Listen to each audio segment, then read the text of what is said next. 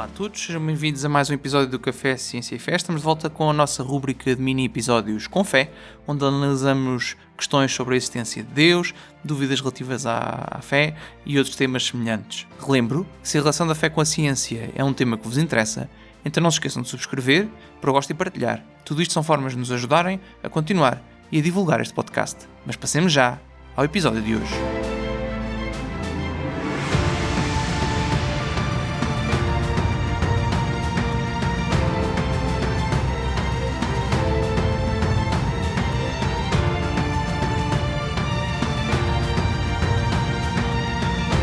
Ao chegar à região de Cesareia de Filipe, Jesus fez a seguinte pergunta aos seus discípulos: Quem dizem os homens que é o Filho do Homem?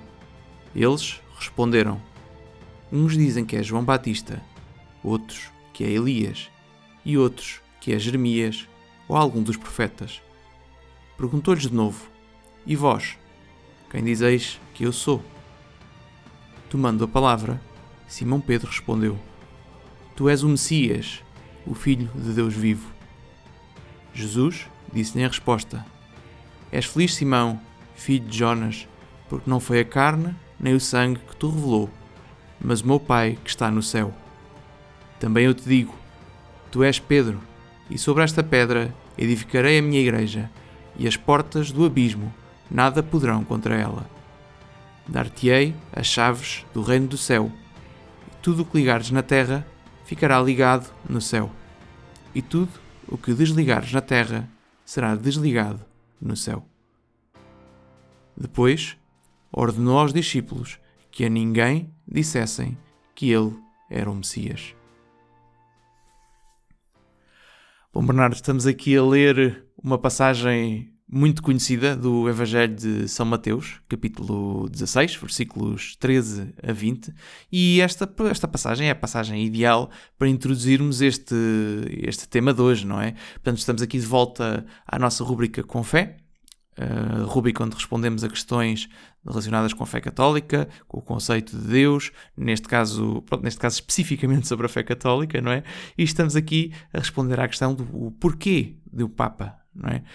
Olá, Gonçalo. Olá, Bernardo. Sim, é bom estar aqui de volta a este tema. Sim, nós vamos, ao longo dos próximos episódios desta série Com Fé, vamos abordar vários temas que vêm descritos em capítulos diferentes de um autor, de um académico chamado John Bergsma, que é um professor numa Universidade Católica Norte-Americana, e vamos seguir o livro dele, Stand by Scripture, que é um livro fininho, que não chega a ter... tem mais ou menos 120 páginas, mais coisa, menos coisa. E é um livro muito interessante, porque é um livro que permite, de forma simples, explicar as razões por detrás de alguns pontos da doutrina católica. O livro comenta a questão do papado, que é o tema deste episódio de hoje, Gonçalo. Mas depois também temos aqui mais episódios sobre Nossa Senhora, sobre o sacramento da confissão, sobre a Eucaristia, sobre o sacerdócio. E vamos, ao longo dos próximos episódios do Confé, usar este livro como referência, como guia. E vamos naturalmente também, como habitual, disponibilizar o link para esse livro no nosso episódio, na descrição do episódio no YouTube. Exato. E aqui o John Bergsma acaba por ser uma personagem, acaba por ter uma perspectiva interessante porque ele era, antes de se tornar católico, ele foi protestante, não é? E aqui acaba por ser muito... É muito a visão dele, não é? A visão de como é que, através das Escrituras, da leitura das Escrituras e daquilo que elas dizem, como é que isso o levou a tornar-se católico. Portanto, aqui, contrariamente a um bocadinho aquilo que tentamos fazer em muitos dos outros episódios, de ir muito pela filosofia, não é? E por coisas mais gerais, aqui vai ser uma coisa um bocado mais... Ele pega-se um bocadinho mais às Escrituras, e não apenas às Escrituras, mas também a tradições dos cristãos do primeiro século. Sim, e há aqui um detalhe interessante, Gonçalo, que estive aqui a ver num instante na biografia do John Bergsma, que ele, hoje em dia, é professor de teologia na Universidade Franciscana de Steubenville, no Ohio, mas ele começou como protestante, como dizias, foi pastor protestante durante 4 anos, a sua formação é no calvinismo, portanto ele foi calvinista durante toda a sua vida e foi protestante durante 4 anos e converteu-se ao catolicismo no ano 2001. Doutorou-se em teologia e agora dá aulas nesta Universidade Católica no Ohio. Agora, sim, a questão é se a conversão dele estava predestinada ou não, não é? Essa piada é muito ilógica. Muito bom. Não vamos entrar por aí, não é o tema de hoje. Sim, não é o tema de hoje. Mas... Isto porque os calvinistas, já agora, para ficar um bocado da piada para quem nos está a ouvir, que os calvinistas defendem que o ser humano está predestinado, não é? À salvação, à condenação. Então foi sim, quando no fundo assim, há um bocadinho essa ideia do lado dos calvinistas. Quando nasce já está decidido se vais para o céu ou para o inferno. Mas um calvinista predestinado a ser católico é uma coisa um bocado... Sim. Estamos a fazer um curto-circuito na máquina teológica, Gonçalo. Talvez... Bom, não sei... Talvez, exato, na visão deles, eles se calhar estão destinados ao inferno, não é? Não sei. Enfim, não sei. Depende de ter visões diferentes, não é? Também não quero estar aqui. E no fundo aqui o John Burgess começa o capítulo dele, no primeiro capítulo começa por falar sobre o papado, não é? E nós, ao longo deste episódio, vamos aqui percorrer este primeiro capítulo do livro de John Bergsma e ver quais os argumentos que ele traz, não é? para a figura do papado na Igreja Católica. E também é interessante porque, como todos os capítulos deste livro, é um bocadinho autobiográfico, ou seja, ele vai contando como é que ele foi estudando as Escrituras, o Antigo e o Novo Testamento, e também os padres da Igreja, e foi-se dando conta que realmente que ele tinha cada vez mais dúvidas em relação às suas opções protestantes, e é isso que o leva a converter-se depois, mais tarde, no ano 2001. Então, entrando aqui no tema, assim um bocadinho mais a sério, não é? Ele começa por falar de algumas razões bastante práticas, para a necessidade de haver um Papa, não é? Ele começa aqui por referir, por exemplo, a necessidade de existir um símbolo visível da unidade e do governo da Igreja, não é? A necessidade de haver uma fonte final de autoridade doutrinal, não é? Porque se não existir uma fonte final, como é que é? Eu acho que as coisas são de uma forma, tu achas que são de outra, somos os dois batizados, acreditamos os dois na Bíblia e como é que... Mas eu leio uma passagem e acho que ela está a dizer uma coisa, tu lês a mesma passagem e achas que está a dizer outra, como é que vamos decidir, não é? Acaba por haver um bocadinho aqui esta necessidade. E depois tem aqui uma terceira razão prática que ele identifica, não é? Que é precisamente isto, não é? Temos uma fonte de autoridade doutrinal e depois tem que haver uma última autoridade, não é? Tem que haver alguém depois, quando as questões são irreconciliáveis, não é? Como aconteceram várias na história da Igreja nos primeiros séculos, não é? Por exemplo, a questão do arianismo e outras, não é? Ali uma série de heresias que existiram no início. Tem que haver uma autoridade final que diz qual das opiniões é que é verdadeira, não é? É isso mesmo. E até aqui a palavra heresia, que no fundo, na sua origem grega, significa escolha, significa que nos primórdios da Igreja vários cristãos escolheram caminhos doutrinais diferentes, não é? E era preciso alguém com autoridade, como estavas a dizer, Gonçalo, alguém que dissesse, não, essa escolha não é aceitável, essa escolha diverge da tradição que nós recebemos dos apóstolos, no fundo sempre com a referência aos apóstolos. Daqui a um bocadinho nós temos a falar um bocado sobre isso, sobre a sucessão apostólica, porque é isso que o Papa representa no fundo, como o chefe dos bispos, os bispos são os sucessores dos apóstolos, mas no fundo é esta questão das heresias, como estavas a dizer, não é? Surge logo no começo, mas até é engraçado ver como no dia-a-dia, não é? Saindo aqui um bocadinho do abstrato dos primeiros séculos da Igreja, que nós não estávamos lá, não é? E trazendo aqui mais para o concreto do dia-a-dia. O John Bergsma até conta uma história interessante de que nesses 4 anos em que ele foi pastor protestante no Michigan, que ele teve este desafio, porque a certa altura há um colega dele de seminário que acaba o seminário mais cedo, esse amigo dele chama-se William, e a certa altura gera-se ali um bocado na comunidade deles uma certa fricção, atenção, porque quem é que vai liderar a comunidade? É esse amigo dele, o William, que terminou o seminário mais cedo, ou seja, no fundo, ele conta um bocadinho essa tensão, não é? Mas ele diz que tanto para ele como para o amigo dele foi necessário, de forma muito pragmática, não é? Pés na terra, não é? Decidir quem é que ia liderar aquela comunidade, não é? Ele depois também conta como é que isso, não é? Autobiograficamente lhe foi abrindo a cabeça, não é? E o coração para esta questão de que tem que haver uma liderança, não é? A certa altura não é possível, se não é possível liderar uma comunidade com 2 cabeças, não é? A esfiar, não é? Quanto mais a Igreja toda, não é? A Igreja Universal. Aqui, se calhar, ajuda em termos desta questão prática, não é? Começar um bocadinho por vermos o que é que nós, enquanto católicos, acreditamos em relação ao Papa. Para isso, dá jeito irmos aqui a esta fonte que nós costumamos citar muitas vezes, não é? Que é o Catecismo da Igreja Católica, que ajuda a explicitar um bocadinho aquilo que é a nossa fé. Não vamos ler tudo, porque tem de facto muita coisa, mas começa aqui, por exemplo, começando aqui no ponto 880, diz que Cristo, ao instituir os 12, deu-lhes a forma de um corpo colegial, quer dizer, de um grupo estável, e colocou à sua frente Pedro, escolhido entre eles. Pronto, e aqui está a citar Lumen Gentium, que é uma constituição dogmática do Concílio Vaticano II. E diz assim como, por instituição do Senhor, Pedro e os outros apóstolos formam um só colégio apostólico. Assim, de igual modo, o pontífice romano, sucessor de Pedro, e os bispos, sucessores dos apóstolos, estão unidos entre si. Portanto, isto... Portanto, é interessante ver aqui a forma como, de forma equivalente àquilo que era o grupo dos 12, não é? Pedro e dos apóstolos, não é? Em que Pedro tinha uma autoridade acima dos restantes apóstolos, era visto como o líder da comunidade. Quando temos sucessão apostólica, não é? Portanto, os bispos ordenam outros bispos, há também um bispo que é o sucessor, da mesma maneira que os bispos em geral são sucessores dos apóstolos no geral. Existe um bispo especial, que é o Papa, que é sucessor deste apóstolo especial, que era Pedro, que era o líder da comunidade. É isto que a Igreja Católica ensina. Obviamente os nossos amigos protestantes terão uma visão diferente em relação... Bom, aqui depende das comunidades, não é? Mas há comunidades que discordam da sucessão apostólica no geral, não é? Há outras que discordam mesmo do papel de Pedro na primeira comunidade. Da chefia de Pedro. Mas podem haver protestantes que concordam que Pedro seja especial na comunidade inicial, mas não concordem com a parte da sucessão apostólica e, portanto... Há muitas opiniões diferentes. E, portanto, são protestantes, não é? Porque se acreditassem na sucessão apostólica não seriam protestantes por definição, não é? Então, depois continua e diz, foi só de Simão, a quem deu o nome de Pedro, que o Senhor fez pedra da sua igreja, confiou-lhes as chaves desta e instituiu como pastor de todo o rebanho. Isto é interessante porque, repara, estes pontos respondem precisamente a estas questões práticas que o John Bergman identificou aqui no início, não é?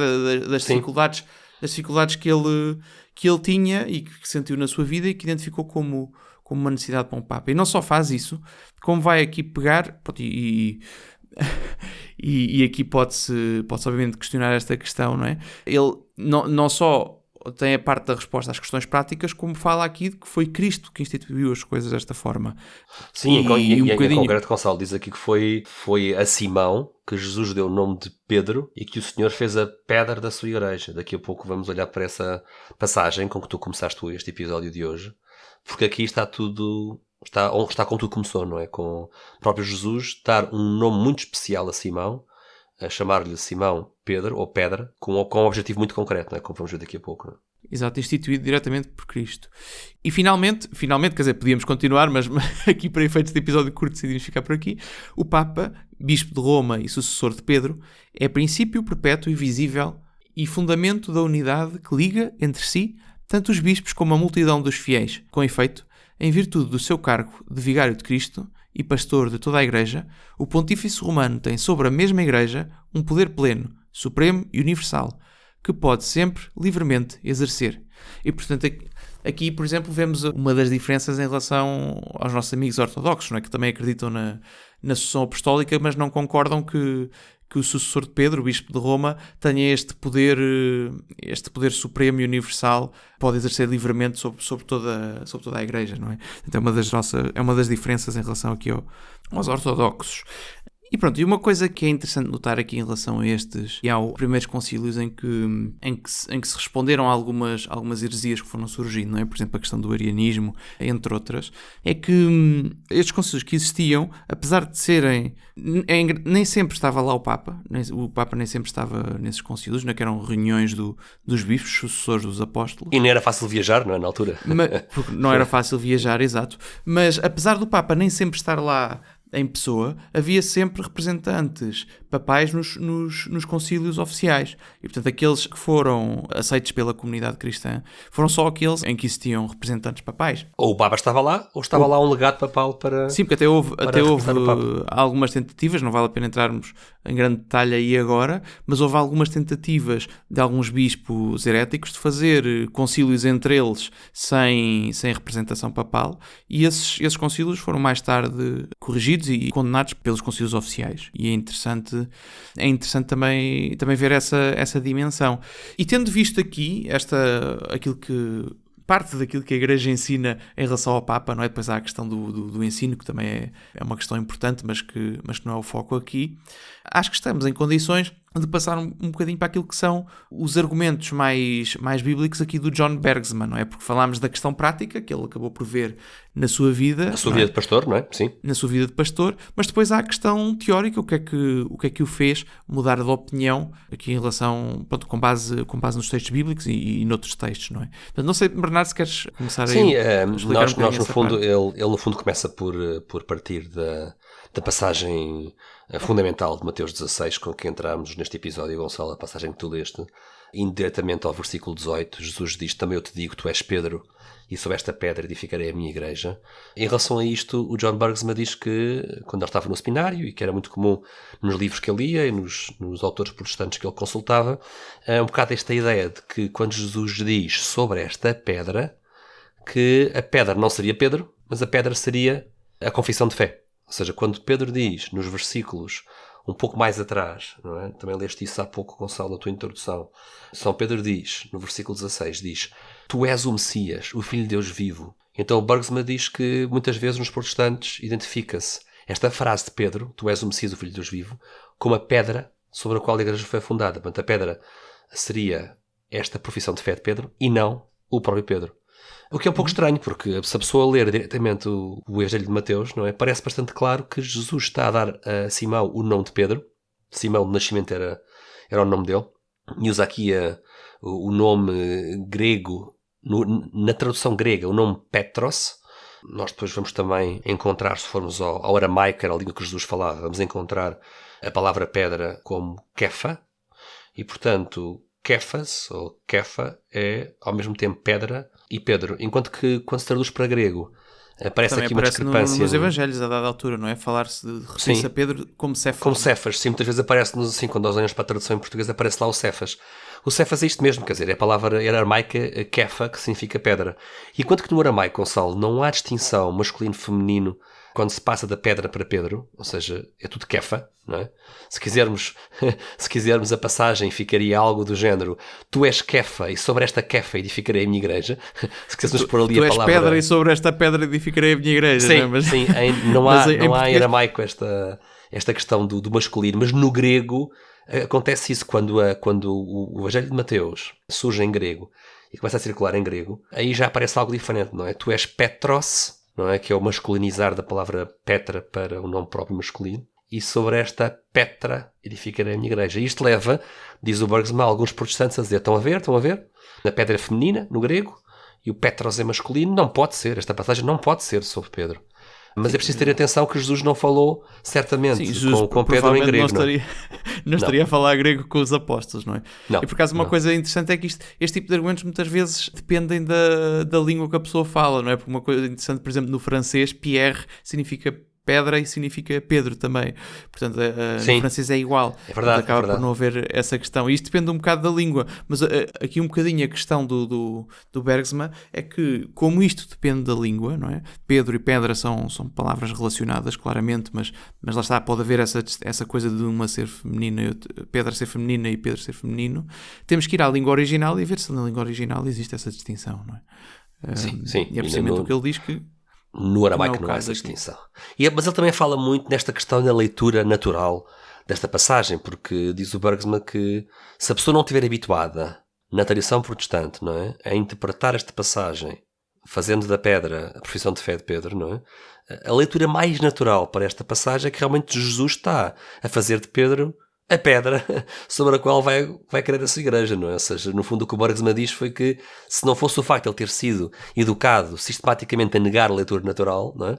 Ele continuaria ainda a achar que a pedra não era Pedro, que a pedra era a profissão de Pedro. Sim, ou seja, é uma coisa que vem da tradição interpretativa protestante, não é? Sim. Mas ele continua, assim, Gonçalo, ele depois continua com... Ok, eu ia só dizer uma coisa, que nós podemos ser acusados um bocadinho do mesmo, não é? Eu acho que sim, ou seja, no meu ponto de vista também é a leitura mais natural, mas nós podemos ser acusados de estar a ler desta forma porque estamos na tradição interpretativa católica. Sim, pode dizer em vez de estarmos na tradição interpretativa protestante, não é? Mas eu diria que se o protestante disser que tem esta interpretação por causa de... Claramente existem aqui duas tradições interpretativas, não é? Mas se a pessoa tem que apelar a uma tradição interpretativa para decidir esta questão, então está a apelar para algo que está fora da Bíblia, não é? Para uma autoridade, não é? Lá está, uma autoridade externa, que é esta tradição que é utilizada e que é necessário utilizar para interpretar as Escrituras, que é precisamente aquilo que nós, enquanto católicos, dizemos, não é? Que é necessário. Sim, é necessário não só existir um corpo responsável por esta interpretação, mas também esta interpretação tem que ser feita de acordo com aquilo que é a tradição que já vem, a tradição interpretativa que já vem desde os apóstolos, não é? Sim, e no fundo nós aqui podemos fazer duas coisas. Podemos, por um lado, fazer como faz o Bergsma, que é encontrar uma ligação entre esta passagem de São Mateus e o Antigo Testamento, que existe, já vamos ver qual é. Ou seja, procurar nas Escrituras qual é o fundamento do Antigo Testamento para aquilo que está aqui Jesus a fazer com São Pedro. Depois também podemos ir aos pais da Igreja, à patrística, e ver como é que os pais da Igreja interpretaram esta passagem. Também é importante, não é? Ver como é que figuras como Ireneu de Leão, que vamos citar daqui a pouco, ou São Jerónimo, interpretaram esta passagem fundacional de Mateus 16. E para isto convém ver a questão das chaves, porque o que Jesus diz é, a seguir a Jesus dizer, tu és Pedro, e sobre esta pedra edificarei a minha igreja, Jesus continua, e diz ainda, e as portas do abismo nada poderão contra ela. Esta passagem depois também tem um pouco a ver com a questão da infalibilidade, daqui a pouco vamos falar sobre a infalibilidade também. Mas depois diz Jesus, dar-te-ei... E só dizer, abismo muitas vezes se traduz como portas do inferno também. Portas do inferno, sim, então é uma tradução comum. Exato. Depois diz Jesus, dar-te-ei as chaves do reino do céu. Tudo o que ligares na terra ficará ligado no céu. E tudo o que desligares na terra será desligado no céu. Isto é uma coisa um bocado misteriosa, não é, Gonçalo? Mas se nós formos ao Antigo Testamento, vamos encontrar aqui um bocado de luz para esta questão das chaves, não é? O que é estas coisas das chaves? Quer dizer, e na verdade nós sabemos pela iconografia, pela arte e pela escultura que São Pedro aparece sempre com duas chaves, não é? E até em pinturas uma chave dourada, outra chave prateada, não é? Com as duas chaves. Tem a ver com isto, não é? Isto é uma coisa que é preciso ir buscar tanto ao Antigo Testamento como à tradição, às tradições judaicas do tempo do primeiro século, não é? São coisas que eram conhecidas na altura, mas pegando aqui, como estavas a dizer, esta questão do Antigo Testamento, ele vai pegar numa passagem em particular, não é? Que é aqui o Isaías 22, não é? Versículos 15 a 22, em que tem aqui uma personagem muito, muito particular, não é? Estamos aqui a falar do Shebna, o administrador do Palácio Real, que Deus, através do profeta Isaías, não é? Que estamos no livro de Isaías, faz substituir por Eliaquim. E porquê é que este Shebna é importante, Bernardo? Este Shebna é importante porque, no fundo, ele cai em desgraça perante Deus. Vamos aqui ler o que é que o profeta Isaías diz, no capítulo 22, versículo 15. Isto diz o Senhor Deus do Universo. Portanto, diz o Senhor Deus do Universo a quem? Ao Isaías, ao profeta, não é? E diz Deus ao profeta, vai ter com Shebna, esse tal administrador do Palácio Real, que lavra para si próprio lá em cima um sepulcro e escava na pedra uma morada e diz-lhe, que estás aqui a fazer, que parentes tens tu, para estás a lavrar um sepulcro?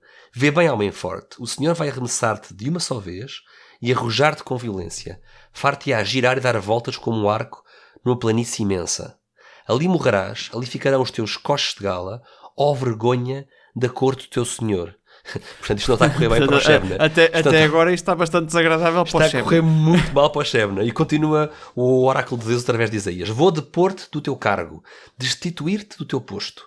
Naquele dia, diz Deus, chamarei o meu servo Eliaquim, filho de Ilquias. É interessante aqui esta passagem, Gonçalo, porque este substituto, esta pessoa que vem substituir o posto de administrador do Palácio Real, não é? Porque este Shebna caiu em desgraça e o posto vai ser ocupado por outro, e este outro é o Eliaquim, não é? Cujo pai se chama Ilquias.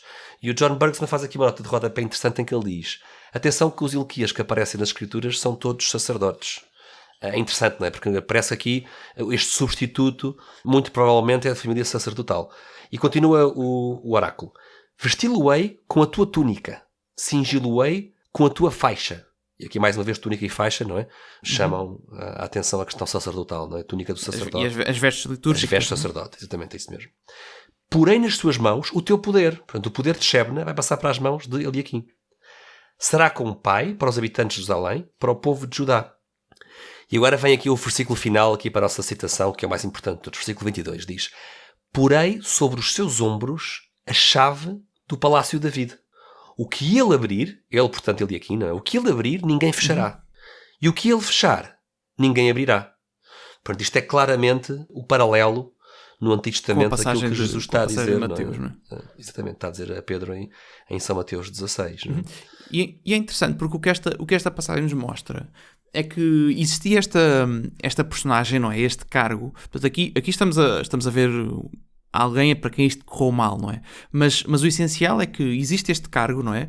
Que tem, no fundo, é como se fosse um primeiro-ministro, não é? Tem a chave do palácio de David, não é? E que é um cargo que quando não é um cargo temporário, é o cargo que tem sempre que existir, não é? Que no fundo é como se fosse o primeiro-ministro do rei David, não é? Portanto, o rei é quem tem a autoridade final. Portanto, e no fundo existe este primeiro-ministro que é responsável pela gestão e pelo cuidado. O acesso ao rei até. Sim. Não é? A chave para se aceder ao rei. Se alguém queria ser recebido em audiência, tinha que ter a autorização do... Exato. E é o responsável pelo governo quando o rei não está também. Sim, certo. Representa o rei. É o número 2. No contexto, é o representante do rei. E quando este cargo fica vazio, não é? A sede fica vacante, não é? É necessário vir alguém para o lugar dele para o substituir, mesmo que o rei não mude. Ou seja, o rei pode continuar o mesmo, mas quando este cargo se esvazia, vem outro para o lugar dele. Portanto, este cargo existia. E temos aqui evidência bíblica, não é? Houve claramente aqui o Shebna que não se portou bem no cargo e que foi substituído, mas o que é certo é que o cargo está lá e tem esta natureza, não é? Até sacerdotal, não é, Gonçalo? Ou seja, é curioso, ao mesmo tempo é o número 2 a seguir ao rei, não é?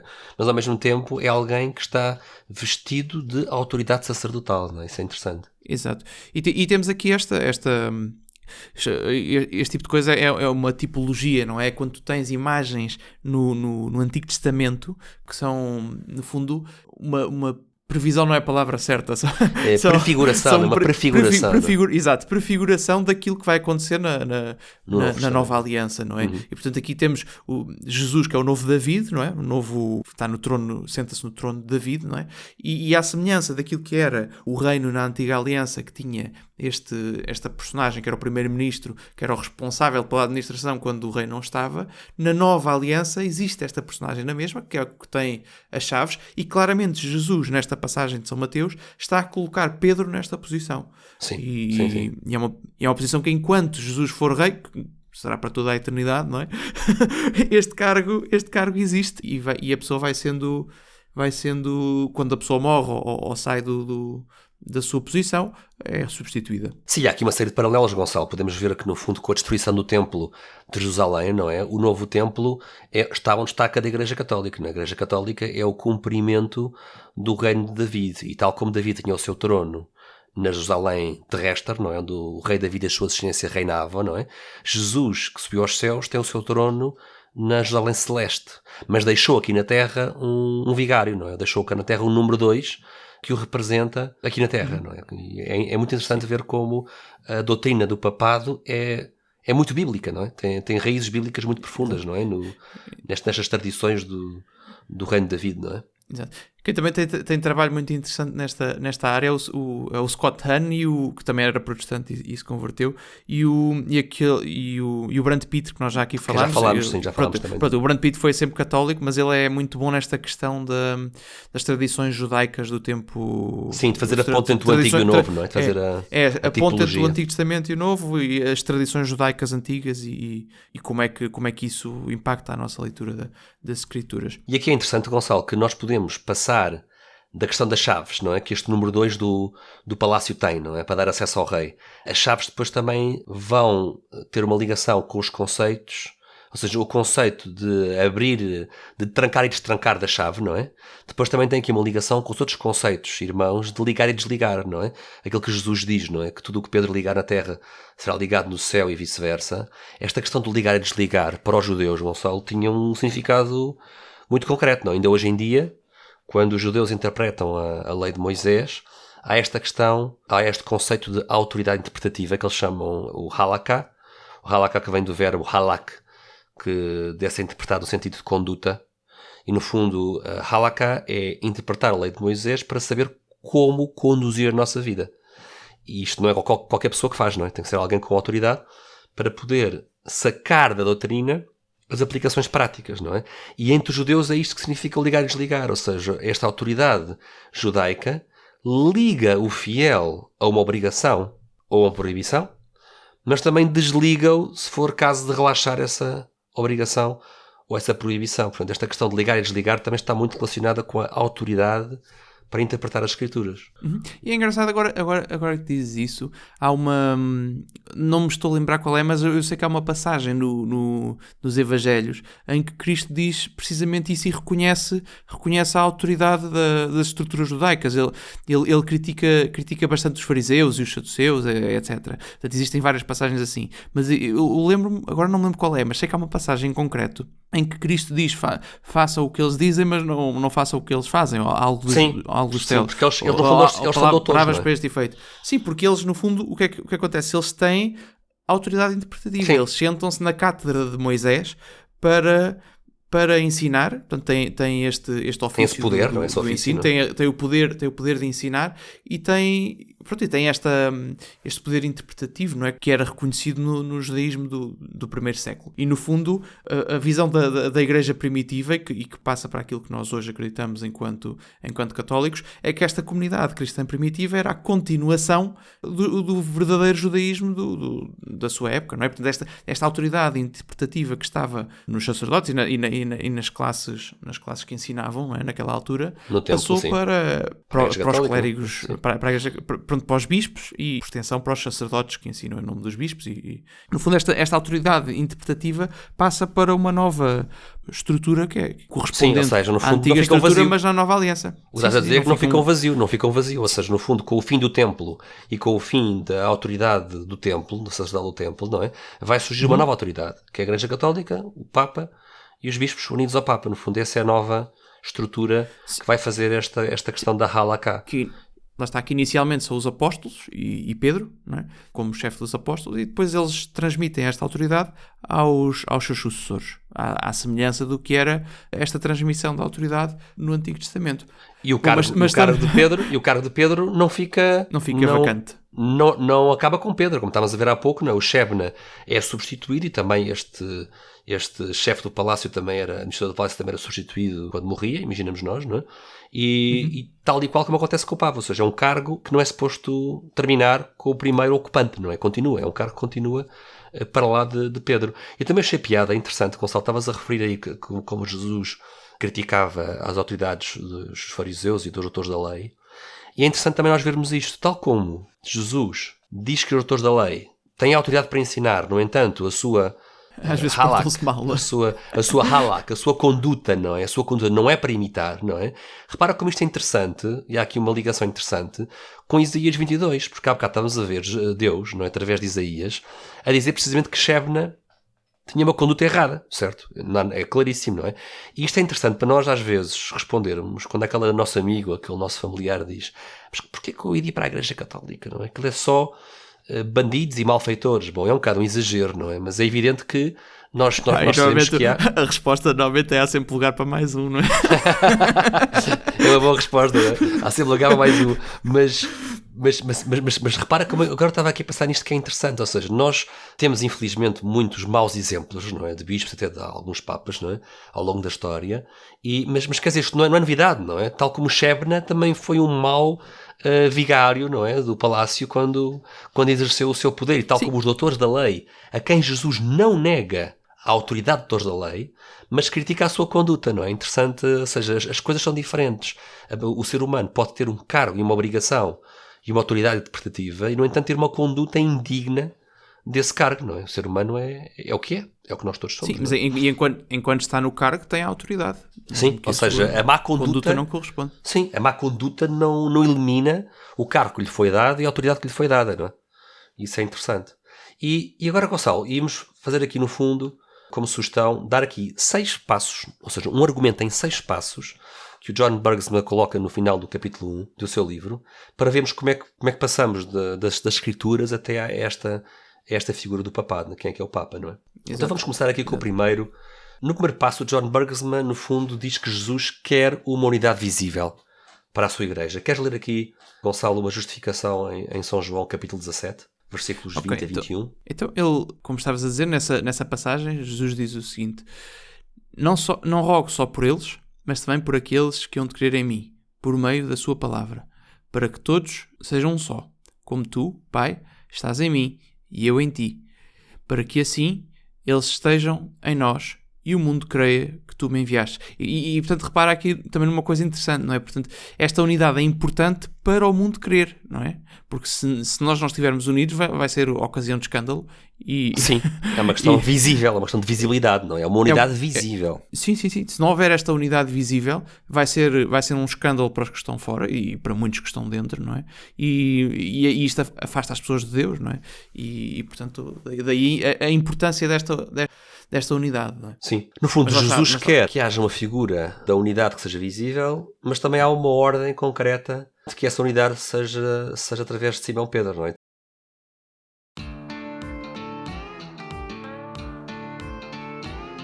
Estás farto de podcasts chatos e que te adormecem? Então prepara-te, porque estamos a preparar a melhor mistura de ciência e fé.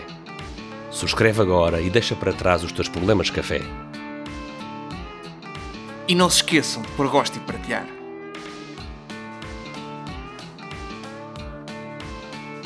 Não parecia o George Clooney, pois não?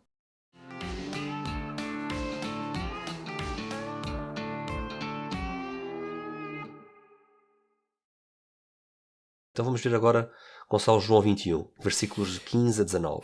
Sim, isto é já depois da ressurreição, não sei se lembram aquela passagem, por acaso é uma das passagens que eu gosto bastante no Novo Testamento, é este João 21 final, está muito próximo do final do Evangelho de São João, aquele em que eles vão pescar, não estão a conseguir apanhar nada, e Cristo aparece e diz-lhes para pescar, eles pescam mais umas coisas, não é? E depois vem e no fundo faz um churrasco com os discípulos à beira do rio, não é? Tem lá peixe assado. Sim. E come com eles, não é? Portanto, é uma passagem que eu acho bastante bonita. E depois disso, portanto, logo depois dessa cena, na continuação, diz assim: depois de terem comido, Jesus perguntou a Simão Pedro: Simão, filho de João, tu amas-me mais do que estes? Pedro respondeu: Sim, Senhor, tu sabes que eu sou deveras teu amigo. Jesus disse-lhe: Apascenta os meus cordeiros. Voltou a perguntar... É uma ordem, não é? No fundo é uma ordem, não é? Gonçalo, é uma ordem para Simão ser o pastor do rebanho. Voltou a perguntar-lhe uma segunda vez: Simão, filho de João, tu amas-me? Ele respondeu: Sim, Senhor, tu sabes que eu sou deveras teu amigo. Porque antigamente costumava-se pôr tu sabes que eu te amo, nesta passagem. Entretanto, trocou-se para teu amigo, porque acho que tem a ver com a palavra original e com a diferença entre o amor puro e divino que Deus tem por Pedro. E Pedro não o ama da mesma forma, ou seja, ama, mas há aqui uma diferença, não é? Há aqui uma diferença de nível. Jesus disse-lhe: Apascenta as minhas ovelhas. E perguntou-lhe pela terceira vez: Simão, filho de João, tu és deveras meu amigo? Pedro ficou triste por Jesus lhe ter perguntado à terceira vez: Tu és deveras meu amigo? Mas respondeu-lhe: Senhor, tu sabes tudo, tu bem sabes que eu sou deveras teu amigo. E Jesus disse-lhe: Apascenta as minhas ovelhas. 3 vezes, não é? Curioso aqui as 3 vezes, não é, Gonçalo? Sim. Estas 3 vezes é de propósito, não é? Porque no fundo, Pedro está aqui, é como se fosse, no fundo é a confissão de Pedro, não é? Está-se a confessar das 3 vezes que negou Cristo antes da crucifixão, não é? Na noite da paixão, ou anterior à paixão, portanto, ali durante a paixão, pronto.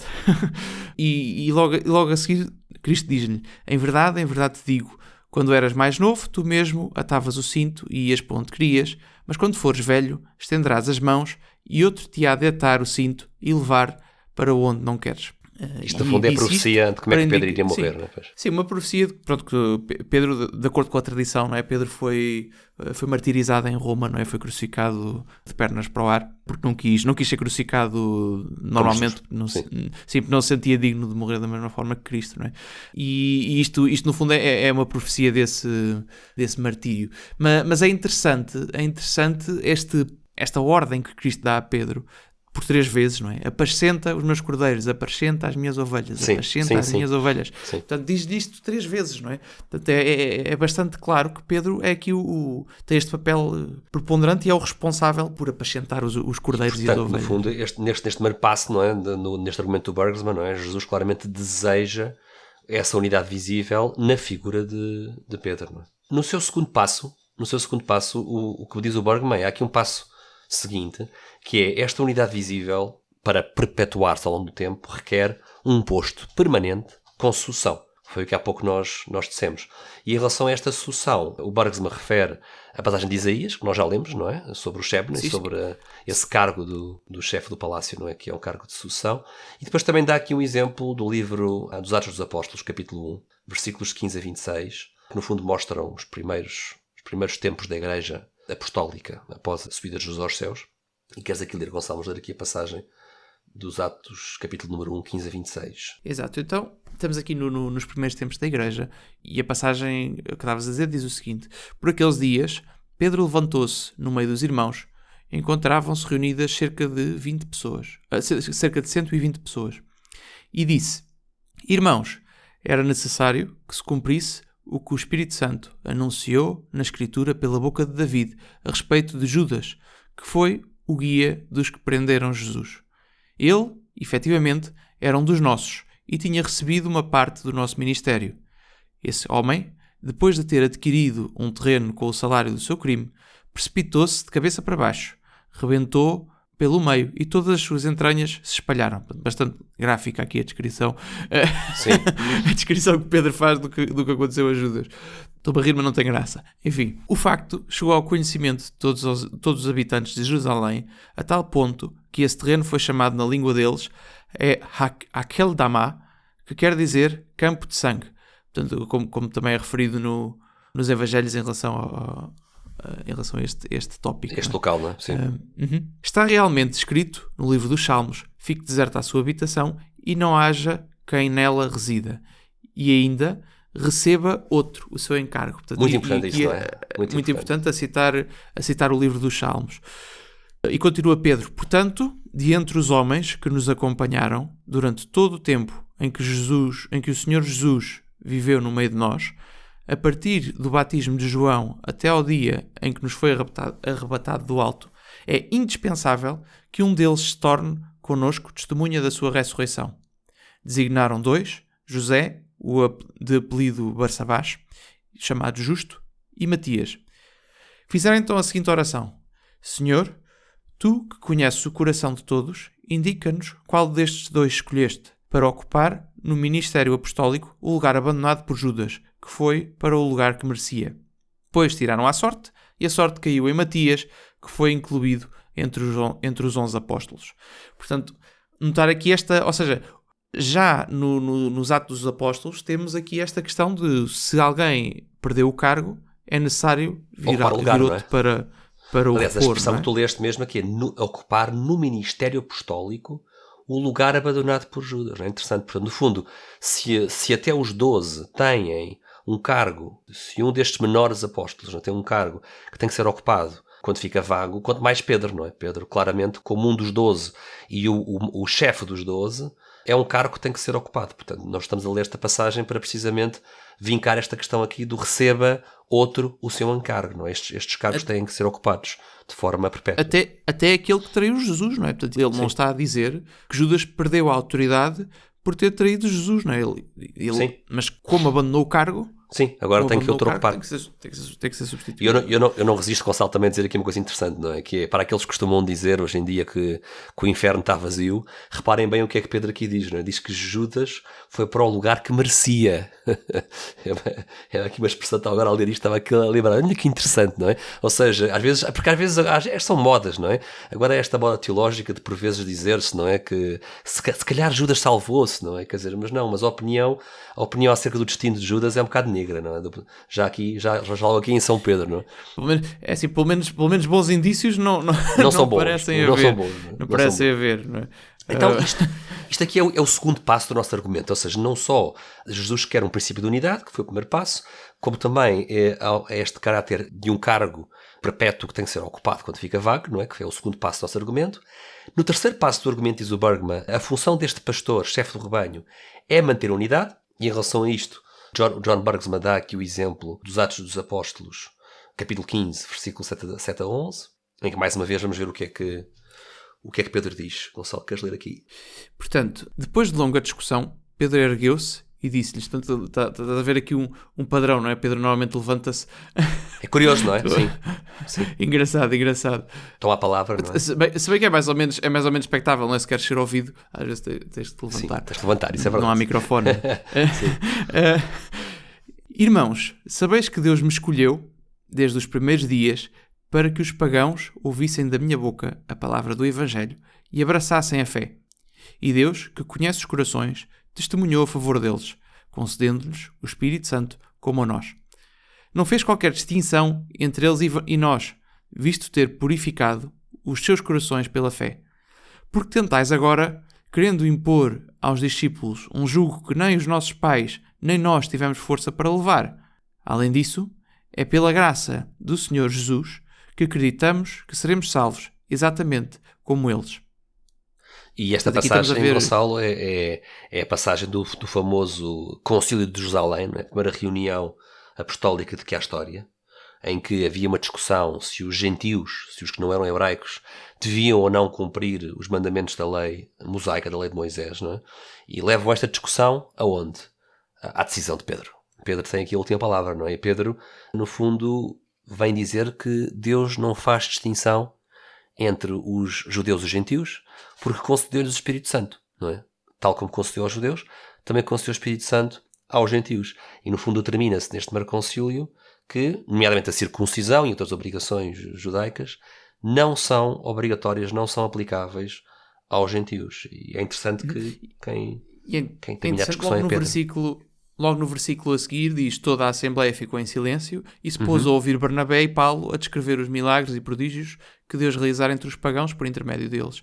Ou seja, Pedro falou e ficaram todos em silêncio. Não houve resposta. Não houve resposta. Aliás, sim. Depois mais à frente, nesse mesmo capítulo 15, Gonçalo, no versículo 13, outro dos apóstolos, que é São Tiago, estão à palavra, mas estão à palavra para concordar com Simão Pedro. E no fundo até para destacar a importância daquilo que Simão Pedro diz, não é? Simão contou como Deus, desde o princípio, se dignou intervir para tirar de entre os pagãos um povo que fosse consagrado ao seu nome. Portanto, há aqui esta vocação de que até os pagãos hão de honrar o Senhor.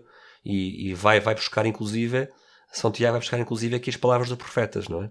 E vai citar as palavras dos profetas, dizendo: depois disto hei de voltar a reconstruir a tenda de David, que estava caída, reconstruirei as suas ruínas e erguei-a de novo, a fim de que o resto dos homens, cá está os gentios, não é? A fim de que o resto dos homens procure o Senhor, bem como todos os povos que foram consagrados ao meu nome.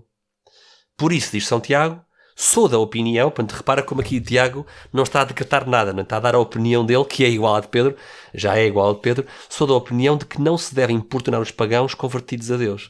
Portanto, no fundo, São Pedro falou, fez silêncio, e pouco depois, quando Tiago fala, é para dar razão a Simão, não é? Para dizer que a opinião dele coincide com a opinião de Simão Pedro. Exato. E depois continua para esclarecer o que em específico é que se tem que seguir, não é? Que se lhes diga apenas para se absterem de tudo quanto foi conspurcado pelos ídolos, da imoralidade, das carnes sufocadas e do sangue. No fundo, o que aconteceu aqui, Gonçalo, com esta passagem do capítulo 15 dos Atos dos Apóstolos, foi o primeiro concílio no qual havia um problema doutrinal, que Pedro e que Barnabé trouxeram à decisão do Colégio Apostólico, não é? Foi discutido entre os apóstolos. Quem teve a última palavra foi Pedro, e o que Pedro decretou torna-se lei da Igreja. Sim. Portanto, temos aqui o Pedro a exercer precisamente esta função de manter a unidade, não é?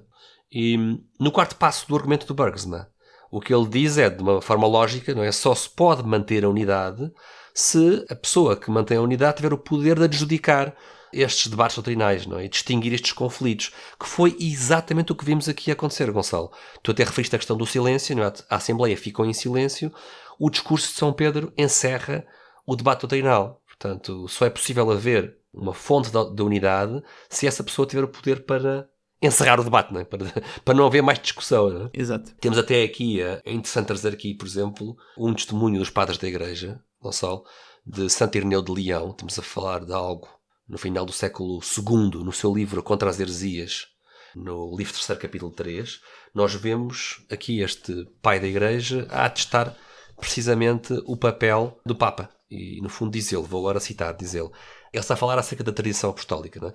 Aquela tradição derivada dos apóstolos, da grande, muito antiga, universalmente conhecida Igreja, fundada e organizada em Roma pelos dois mais gloriosos apóstolos, Pedro e Paulo, como também apontando a fé pregada aos homens. Portanto, no fundo, ele apoia-se quer na tradição, quer na fé pregada aos homens, que diz ele, chega até aos nossos dias, por meio das sucessões dos bispos. Pois é uma questão de necessidade que toda a Igreja concorde com esta Igreja, com a Igreja de Roma, por causa da sua autoridade preeminente. Então ele aqui, Ireneu, refere-se à Igreja de Roma como uma Igreja que é dotada de autoridade preeminente. E ele depois lista aos papas. É curioso que ele apresenta já no seu livro Contra as Heresias uma lista de papas. No caso de Ireneu de Leão, a igreja era jovenzinha, não é, Gonçalo? Temos aqui, ele só lista até ao Papa Eleutério, que foi o 13º Papa. Ainda era uma lista pequena. No final do século II ainda não havia muitos papas, não é? Mas é interessante como ele se refere a este Papa, que era o Papa na altura em que escreveu este texto, não é? O Papa Eleutério. E ele diz, Eleutério, em 12º lugar desde os apóstolos, portanto, Pedro mais 12 dá 13, né? Detém agora a herança do episcopado. Repara, aqui mais uma vez Gonçalo, não é? Ireneu a confirmar que há aqui um caráter hereditário, não é? Hereditário não no sentido de pai para filho, não é? Mas de que há, que há uma herança do transmissão, não é? De transmissão do cargo. Sim. Diz ele, nesta ordem e por esta sucessão, porque ele antes disto, Gonçalo, comentou os 12 papas, aliás, os 11 papas, antes de chegar ao Eleutério. Ele diz, nesta ordem e por esta sucessão, a tradição eclesiástica dos apóstolos e a pregação da verdade chegaram até nós. Portanto, temos aqui claramente o Ireneu de Leão a atestar que estes cargos apostólicos são para ser preenchidos e ele até lista quem é que os preencheu. Desde São Pedro até ao Papa da altura dele, o Papa Eleutério. Isto dos padres da Igreja é bastante importante, lá está, porque é tal questão. Nós, enquanto católicos, acreditamos nisto, não é? Que a nossa fé é a fé dos primeiros cristãos, é a fé dos apóstolos e os primeiros cristãos que estavam muito perto desses apóstolos são os testemunhos mais próximos que nós temos dessa fé, além daquilo que temos nas Escrituras, que é o mais direto, não é? Portanto, é aqui uma chave de interpretação muito importante. E desse ponto de vista, pronto, aqui depois, quando estamos a falar com os nossos amigos protestantes, aqui depende bastante da pessoa, não é? Há protestantes que aceitam este argumento, não é? Que a fé verdadeira é a fé dos apóstolos, só discordam que fé é essa, não é? Ou seja, é a fé dos primeiros cristãos, só discordam de nós em que fé é essa, não é? E há outros que depois só aceitam mesmo o que está na Bíblia, não é? Mas isto é importante por isso, não é? Porque nós, enquanto católicos, nós aceitamos esta tradição, não é? Para nós, a fé nunca se perdeu, não é? A fé foi transmitida dos apóstolos aos primeiros cristãos e dos primeiros cristãos por aí fora até nós. E em particular, é muito importante vermos aqui os primeiros cristãos precisamente por isso, porque eles são uma fonte mais direta desta tradição interpretativa. E podemos ver que aqui estamos a falar do século II, não é? O 13º Papa, não é? Portanto, o Papa Eleutério. Estamos a ver claramente este mecanismo aqui a funcionar, este mecanismo de sucessão da autoridade de Pedro entre os primeiros cristãos. E também de notar que passou muito pouco tempo e já são 13 Papas. Portanto, eles, no fundo, ser-se Papa nesta altura não era um emprego de sonho, digamos assim. Não, sim. Tinha uma taxa de mortalidade uma esperança muito de grande. vida baixinha, não é? Sim. E portanto passamos aqui depois ao... Não sei exatamente quantos foram, mas as primeiras dezenas de papas foram todos mártires, praticamente. Não é? Sim, no fundo é esse sinal do martírio que também, se nós formos ver de um ponto de vista de fortalecimento da própria Igreja, no fundo este testemunho do martírio destes papas também contribuiu e não foi pouco para a unidade da Igreja. Não é? Uma Igreja perseguida mantém-se unida pelo testemunho de coragem, não é? Dos seus representantes, ou seja, nós não estamos a falar de uns chefes da igreja que estavam escondidinhos num sítio seguro, num bunker, não é? Protegidos do inimigo. Enquanto os outros eram mortos. Não, isto era o mártir, no fundo é uma testemunha e no fundo era um exemplo de liderança pelo exemplo. Estes primeiros papas não tinham problemas em sofrer para proteger o seu rebanho e para chefiar o seu rebanho. Mas aqui no fundo nós passamos do quarto ponto do argumento, que é este poder para adjudicar conflitos doutrinais, não é? Para o quinto ponto do argumento, que é, e também já vimos isso na passagem de Atos, que nós lemos agora mesmo, Gonçalo, que esse poder acerca da doutrina tem que ser um poder final e sem apelo. E nós vimos há pouco que, no fundo, foi isso que aconteceu, não é? Fez silêncio, não houve apelo, ninguém contestou, Tiago até aceitou a decisão de Pedro, portanto temos um ótimo exemplo nesse concílio de Jalém, não é? Deste exercício da doutrina papal por parte de Pedro. E finalmente o sexto ponto, diz o John Burgess, o sexto ponto é, isto só é possível adjudicar uma questão de doutrina de forma final e sem apelo, se aquilo que Pedro diz não for um conjunto de disparates, mas for algo verdadeiro, com uma autoridade que vem de Deus e que é uma autoridade verdadeira se for infalível. Portanto, ser infalível significa o quê? Não significa nem que Pedro é perfeito moralmente, como vimos, Pedro negou Jesus 3 vezes, não é? Também não significa Exato. que Pedro não erra, nem faz asneiras durante a sua vida, não significa nada disso. Significa que quando Pedro exerce essa função de dirimir as discussões doutrinais, não é? De julgar de forma definitiva, ou seja, podemos dizer até, Gonçalo, quando Pedro fala solenemente, não é? Então aí sim, através da cadeira de Moisés que herdou, não é? da cadeira de Moisés que ele herdou e que agora se torna a cadeira de Pedro, não é? Através desses pronunciamentos com autoridade, só aí é que Deus lhe dá o carisma da infalibilidade. Portanto, é preciso não acharmos, não é? Os católicos acham que os papas são moralmente perfeitos. Não. Os católicos acham que os papas tudo o que dizem é verdade. Não. Basta não é estudar assim. um bocadinho de história para saber que não é assim. Que não é assim, de todo. Não é? E o que diz o John Bergsman, no fundo, é que há aqui esta questão muito importante, que é esta infalibilidade que tem que existir, porque, para, isto é uma questão lógica. Se não houvesse uma infalibilidade nestes decretos do Papa, quando é preciso discutir questões de doutrina, Gonçalo, o que é que poderia acontecer? Para já, se um Papa dissesse algo que estava errado, não se resolvia a coisa bem, resolvia-se com um erro, não é? E tornava-se o Papa num déspota que impõe à Igreja um erro, certo? Só porque ele é Papa. E isso também não é o que está aqui a acontecer, não é? Para que o Papa ensine de forma autoritária e resolva e ligue na Terra, tal como deve ser ligado no céu e vice-versa, com doutrina verdadeira, o Papa não pode falhar, porque senão a função que Deus lhe deu, que Jesus lhe deu, não ia funcionar, não é? Essa função só vai ser operativa se realmente, quando chegar uma discussão importante de doutrina, aquilo que o Papa diz realmente seja a verdade última e não apenas uma opinião de um bispo, não é? E essa que é a questão importante. O último ponto do argumento é que a última palavra do Papa só é eficaz se for infalível nestes conceitos formais, não é? De decisões formais. Sim, não é quando ele está a dar uma entrevista. Não, sim, a bordo de um avião ou com a meio de comunicação Sim. social. Não. De todo. Não é isso. E muito menos quando um Papa fala sobre questões que não são doutrina, não é? Muito menos quando não um Papa são fala doutrina ou sobre... moral, não é? Sim, certo. Sim. Certíssimo. Sim, aliás, para isso podemos ver os nossos episódios sobre o caso Galileu, não é? Em que Temos tivemos muitos aí exemplos, não é? Exato. Por exemplo, não é? Há outros, mas é um exemplo. No fundo, chegámos aqui então, no fundo, a estes 6 passos do argumento. Recapitulando, Jesus quer uma unidade visível em torno de um pastor que está acima dos outros bispos, que é um posto com sucessão e que essa função é manter a unidade e que essa unidade só se consegue manter se quando houver discussões de doutrina, que normalmente dão origem a divisões, se essa figura de unidade tiver a última palavra, não é? E se essa última palavra, Gonçalo, for infalível, for uma última palavra que não é apenas uma ordem do ditador, mas que é uma lição de um mestre, não é? Que quando é chamado a tomar estas decisões de doutrina, não falha. Não falha, não por mérito seu, mas sim porque próprio Deus, não é? Jesus Cristo lhe dá essa graça de não falhar quando a sua decisão for importante, não é? Eu agora ia sugerir, então, Gonçalo, terminarmos com mais uma carta de um padre da Igreja, neste caso de São Jerónimo.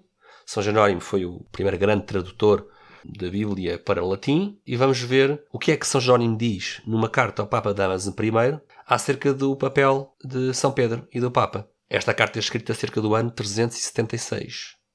E sugeri terminarmos este episódio com mais este testemunho, neste caso de um padre de língua latina, acerca do que é que a cátedra de Pedro é e da sua importância. Então, São Jerónimo diz assim ao Papa Damaso, como estavas a dizer: penso que é meu dever consultar a cátedra de Pedro e recorrer a uma igreja cuja fé foi elogiada por Paulo.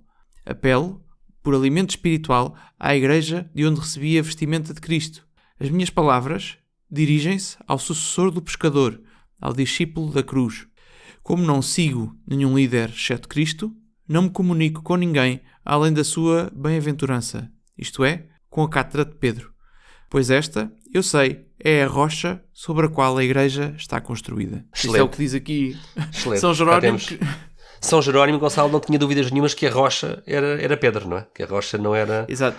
Não era a tal profissão de fé de Pedro, não é, supostamente, mas sim o próprio Pedro, não é? E é interessante que ele aqui diz, não é? O meu líder é Cristo, não tenho mais nenhum líder a não ser Cristo, e eu só me comunico aqui na Terra, não é? Através da cátedra de Pedro. Porque esta é a rocha sobre a qual a Igreja de Cristo foi construída. Exato. E São Jerónimo já agora é um santo importantíssimo ao qual nós devemos a Bíblia, não é? Não no seu texto original, mas já falámos em episódios passados, não é?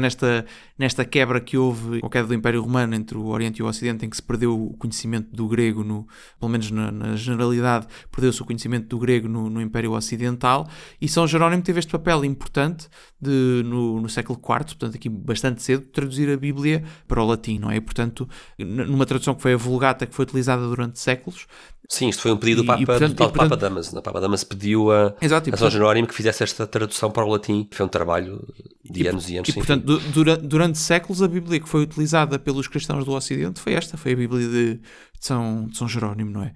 Sim. Que, entretanto, há umas versões mais recentes, com algumas correções e assim, não é?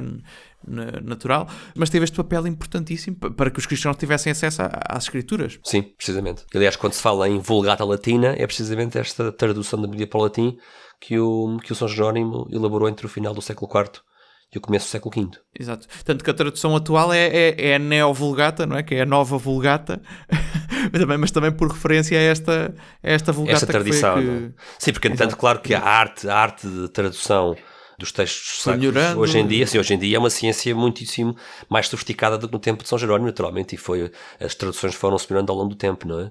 Mas há esta antiguidade e até a tradição da própria Vulgata, porque ao longo dos séculos muitos papas, muitos bispos, muitos padres, não é? Usaram a Vulgata para os seus sermões, para os seus textos, para as suas cartas, e a sua importância é enorme. E é isso, Gonçalo, fechamos aqui com esta chave de ouro, São Jerónimo a concordar que Pedro é a rocha sobre a qual a igreja foi construída. Bastante claro. Exato. São Jerónimo, aqui estamos a dizer, São Jerónimo, que era padre da igreja e está aqui, ou seja, é aqui um dos cristãos dos primeiros séculos que, lá está, que nós temos como uma fonte de autoridade bastante forte nesta questão da interpretação. E aliás, e até São Jerónimo é considerado como doutor da igreja também. Por acaso esse decreto de doutor acho que é no século XX, mas no fundo tem uma importância muitíssimo grande. Ok, então pronto, acho que ficamos por aqui. Ia só acrescentar, não sei se querias acrescentar mais alguma coisa, mas ia só dizer que acho que é importante dizer que, pronto, no fundo, isto estivemos a falar sobre o Papa dele ter autoridade para decidir dúvidas sobre questões de doutrina e de moral e coisas desse estilo. Acho que é importante dizer que o Papa, no fundo, é o nosso, juntamente com o resto dos bispos, mas ele, assim, de forma muito especial, é o guardião do depósito da fé, não é? Quando há este conceito do depósito da fé, que foi a fé que Cristo entregou aos apóstolos e às outras pessoas que estavam, e aos outros discípulos, não é? Mas especialmente aos apóstolos, e os apóstolos, unidos a Pedro, foram os que foram responsáveis por transmitir este depósito da fé, e nós, enquanto católicos, acreditamos que este depósito da fé é guardado precisamente pelo povo de Deus, mas em especial por esta autoridade interpretativa que é o Colégio Episcopal unido a Pedro, não é? Unido ao Papa. E a expressão depósito é ótima, Gonçalo, ainda bem que referes essa expressão, sim, porque passa a ideia de que esse depósito da fé não é para se alterar, ou seja, o Papa não tem o poder de o alterar, tem o poder de interpretá-lo, sim, interpretá-lo à luz da graça que Deus lhe dá, de interpretar esse mesmo depósito, mas não de o alterar. Nenhum a responsabilidade dele não é inventar. Não é inventar, nem é distorcer, nem nada disso. É ser transmitir fielmente. É ser o garante de que nós estamos na fé dos apóstolos. Estamos a seguir aquilo que Cristo ensinou. E clarificar as coisas quando existem dúvidas em relação a que fé é essa, não é? Portanto, não existe evolução da doutrina no sentido de mudança doutrinal. Existe, quando muito, evolução da doutrina no sentido de melhor compreensão, ou de compreensão mais profunda. E essa compreensão mais profunda nunca pode entrar em contradição, não é? Com a doutrina, como é óbvio. Exato. E pronto, acho que ficamos por aqui. Foi um bocadinho mais longo, mas o tema também pedia isso. Pedia aqui há mais algum tempo, mas nós vamos disponibilizar aqui o livro do John Bergsma. Aliás, vamos estar a falar nele em futuros episódios da nossa rubrica Com Fé, e é um livro que vale imensa pena comprar, não só porque nos ajuda a nós católicos a percebermos melhor porque é que a nossa doutrina é como é, mas também nos ajuda a ter conversas produtivas com os nossos amigos protestantes. Acho que é super interessante, um livro muito útil e muito recomendado. Exato. E pronto, obrigado, Bernardo, por este bocadinho. Obrigado, Gonçalo. Que tenham gostado e até à próxima. E pronto, até à próxima. Não se esqueçam de subscrever por gosto e partilhar. Sim, muito importante. Um abraço. Um abraço.